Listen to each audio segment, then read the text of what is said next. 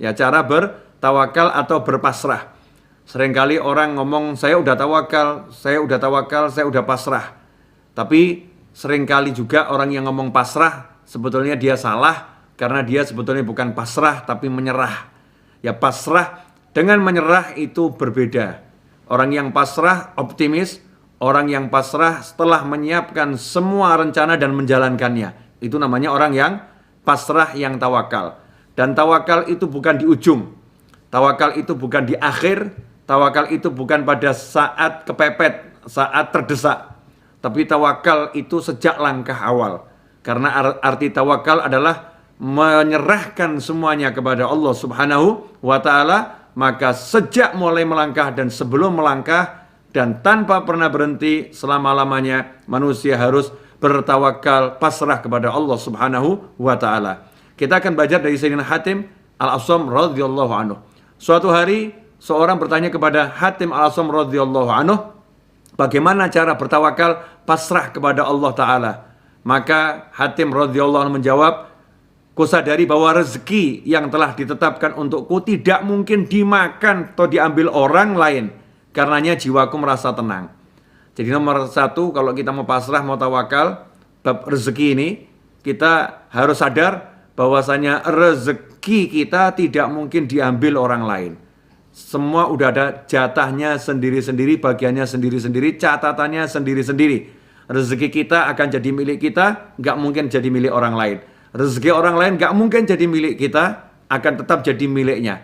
Nah, kalau udah tahu seperti itu, kata Hatim Al-Asam radhiyallahu anhu, maka hati akan tenang. Ketika berbisnis, ketika berusaha, ketika berikhtiar, sejak awal itu tenang mengharapkan rezeki dari Allah Subhanahu wa ta'ala dan tidak ribut dengan rezekinya orang lain, tidak iri, tidak dengki, fokus pada apa yang harus dikerjakan sesuai yang diajarkan oleh Allah Subhanahu wa ta'ala. Yang pertama, yakinlah rezekimu tidak mungkin diambil orang lain, rezekimu akan sampai kepadamu. Yang kedua, aku tahu bahwa tidak ada seorang pun yang beramal untukku, karenanya kusibukkan diriku dengan amal soleh. Jadi tidak ada orang lain yang beramal untuk kita. Kita ini kalau mau amal, ya amal untuk kita sendiri. Ya, diri kita sibuk beramal soleh. Orang lain sibuk amal soleh untuk dirinya, kita sibuk amal soleh untuk diri kita sendiri. Gak ada orang yang amal soleh untuk kita. Untuk dirinya aja sendiri, masing-masing sibuk kok. Masing-masing sih sibuk. Makanya kita berbuat yang terbaik untuk diri kita. Agar nanti setelah kita meninggal dunia, orang-orang ingat dan mendoakan kita. Ya, saat nanti kita meninggal dunia toh, kalau nggak ada yang mendoakan kita udah punya amal yang banyak, amal yang cukup. Karena belum tentu anak keturunan mau mendoakan. Belum tentu teman ingat. Belum tentu ada yang mau. Ya, belum tentu ada yang mau mengirimkan pahala amal solehnya untuk kita. Maka selagi kita hidup, ya kita berbuat yang terbaik untuk diri kita, amal soleh sebanyak mungkin. Yang ketiga, aku tahu bahwa maut akan datang secara tiba-tiba, karenanya aku bergegas untuk menyambutnya. Jadi maut itu mati, nggak nunggu penyakit. Mau sakit, mau sehat, ya bahkan masih dalam kandungan, ya bahkan bayi yang lahir sehat sekalipun, kalau udah namanya mati itu datang, tidak bisa ditolak.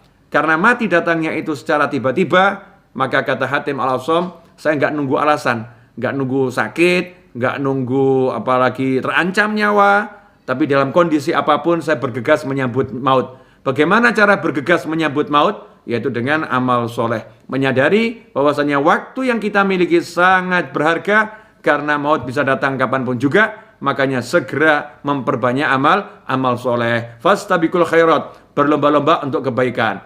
Kemudian yang terakhir, aku tahu bahwa diriku tidak dapat menghindar dari pandangan Allah, pengawasan Allah. Karena itu aku malu kepada Allah.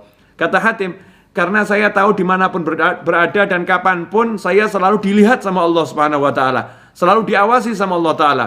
Karena jadi malu. Ya, malu sehingga nggak perlu ngurus orang lain. Maksudnya nggak sibuk ngomongin orang lain. Nggak sibuk teliti aib orang lain. Tidak sibuk cari cacat orang lain. Sibuk melihat dirinya yang diawasi oleh Allah Subhanahu wa ta'ala. Anehlah kita ini. Wong kita diawasi Allah kok kita sibuk ngawasin orang lain. Kita dinilai oleh Allah kok kita sibuk nilai orang lain. Ikhwani rahimakumullah. Kalau semua yang disebutkan Hatim Al-Asam radhiyallahu anhu tadi kita jalankan, maka hidup kita akan tawakal, pasrah, tenang. Maut mau datang kapanpun kita udah siap. Gak ada orang yang kirim pahala, gak ada yang amal soleh untuk kita udah siap amal soleh. Ya, walaupun pahala yang dikirimkan orang lain setelah kita meninggal dunia akan sampai, ya pahalanya akan sampai kepada kita, karena itu bagian dari doa. Tetapi kita nggak bisa berharap dari orang lain, kita harus mempersiapkan diri sendiri. Sehingga ketika kita berusaha dalam cari nafkah, kita nggak bingung. Rezeki itu udah diatur sama Allah, nggak mungkin diambil orang lain.